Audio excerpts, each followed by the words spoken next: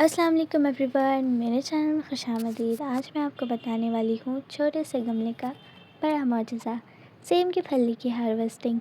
मैंने इसका ख्याल रखा, टाइम पर पानी दिया और लिक्विड फर्टिलाइज़र भी बीच में देती रही। और आज देखिए अल्लाह ने हमारी इस छोटी सी कोशिश को कितना बड़ा सिला दिया है। हम इतने खुश हैं कि हमारी खुशी का ठिकाना ही नहीं। ये सिर्फ फलियाँ ही नहीं, हमारी मेहनत और सब्र का फल है। एक छोटे से गमले से इतने सारे फलियाँ मिलेगी, हमें अंदाज़ा ही नहीं था।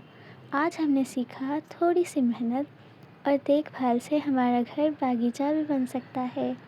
आप भी अपने घर में पौधे लगाइए और इस खुशी को महसूस करें। वीडियो एंड तक ज़रूर देखें। Thank you so much for watching. मिलते हैं नेक्स्ट वीडियो में। तब तक के लिए keep growing, keep glowing and keep smiling. Bye bye.